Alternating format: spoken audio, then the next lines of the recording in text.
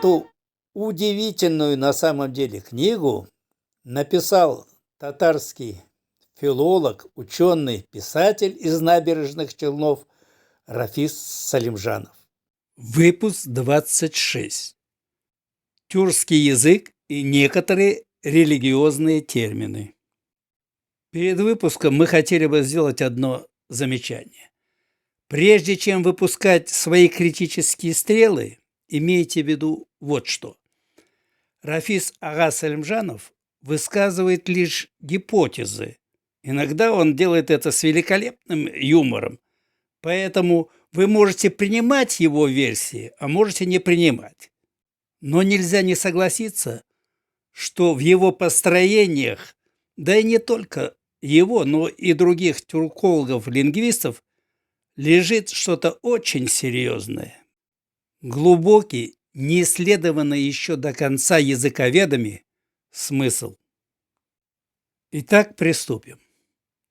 Церковь. Осмелюсь доложить, данное слово по-татарски звучит «черкяу». Есть люди, которые утверждают, что данное русское слово «церковь» происходит от тюрко-татарского «сучеркяу», то есть дословно «плеснуть воду», чем в некотором смысле и занимались в церкви. Вот так и образовалось это интересное русское слово от тюрко-татарского. Язык сломаешь, пока его произнесешь на русском. Случайность? Конечно. Есть еще слово «купол», из которого выглядывает тюрко-татарское слово «каплау». Тоже, пожалуй, случайность. Как там поет мудрец Высоцкий? В тексте у песни у него сплошные случайности. В России купола каплау кроют кралар, золотом алтын, чтобы чаще ешь, Господь замечал. Или вот: Москва златоглавая, алтын, звон, зын, колоколов, кулыкул. Царь-пушка державная, аромат пирогов, борык.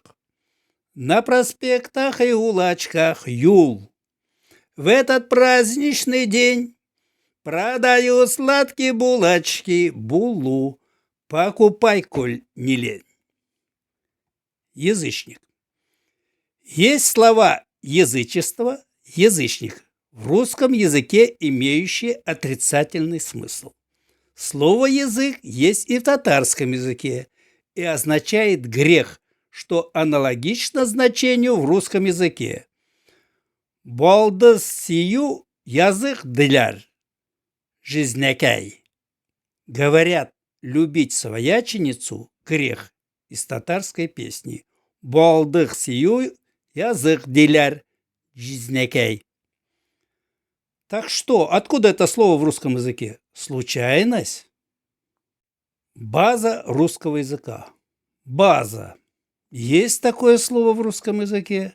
Есть еще слово «базис», производное от этого. Еще буквально вчера в Советском Союзе нас в школах и институтах измучили нарзаном теории марксизма, так называемым базисом социализма и его идеологической настройкой. Да не об этом разговор. Спустимся с заоблачных небес с науки марксизма на землю. У татар яму, погреб, в котором хранится картофель, называют баз. Наш баз. Русская база. Почему они, как близнецы-братья, так похожи по фонетическому звучанию и по смыслу? Случайность? Кулич.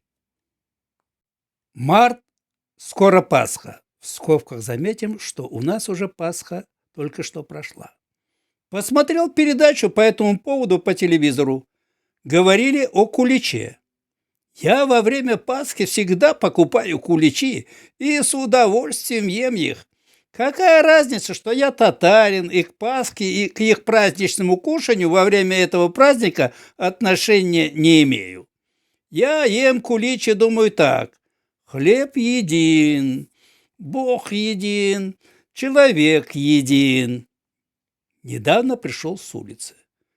Выходил, как говорится, просто так, от нечего делать.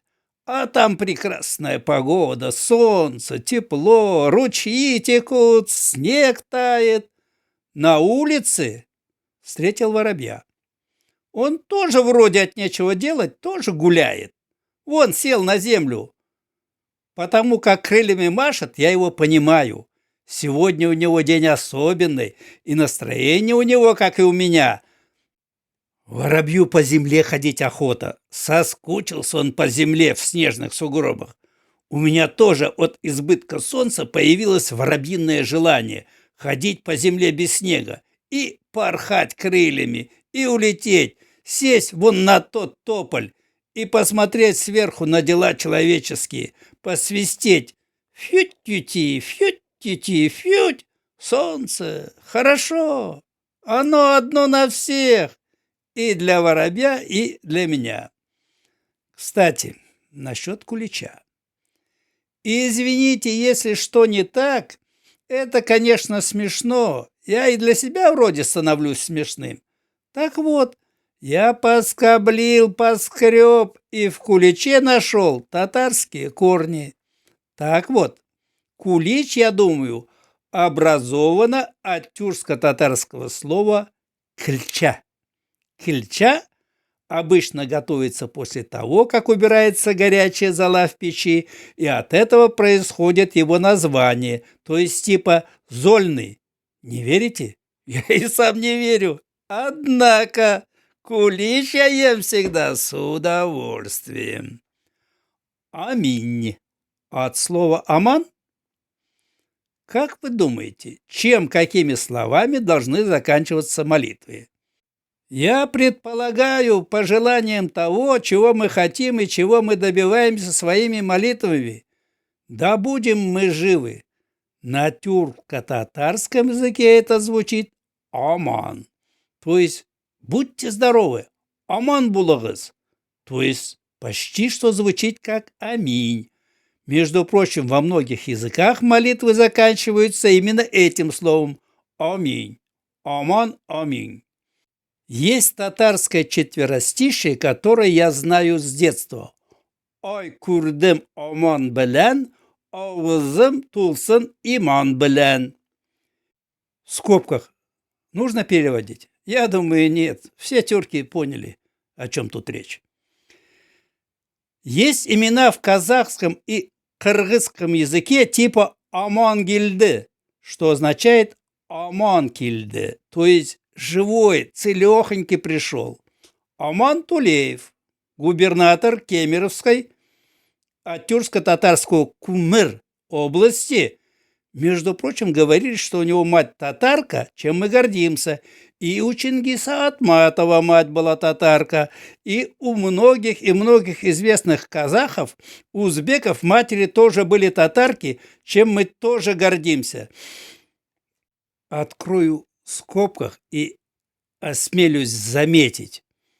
В Средней Азии, или, как сейчас говорят, в Центральной Азии, очень гордятся женами татарками. И вообще восхищаются татарскими женщинами.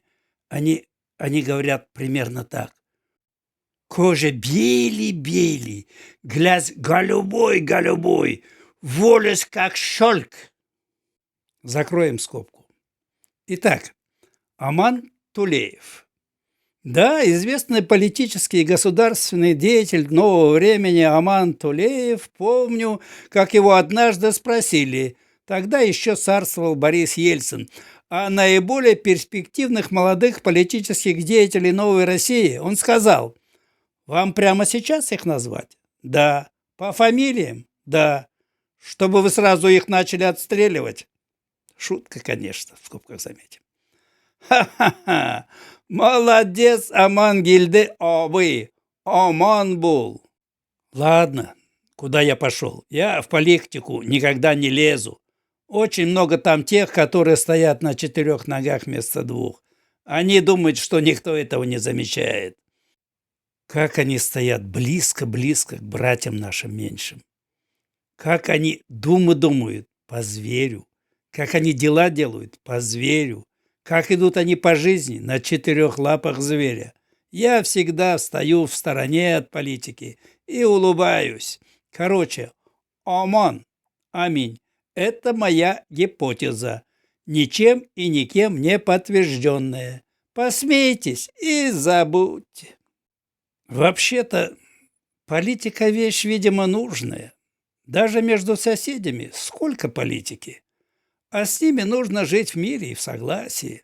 В противном случае полезешь в такие дебри собачьей человеческой психологии, что не будешь рад узнавать все то, что живет подспудно в каждом человеке и что никогда даже и не снилось нашим мудрецам.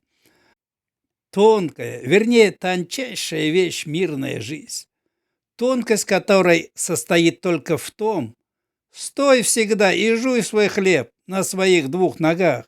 В отличие от зверей и животных, которые стоят на четырех ногах, ты человек и оставайся человеком. А ведь иногда требуется такая большая смелость, чтобы оставаться человеком. У татар есть пословица «Курше хаке, Аллах хаке», что дословно означает уважать соседа как Аллаха. Это я к тому. Мирная жизнь требует много жертв, как между соседями, так и между соседними государствами.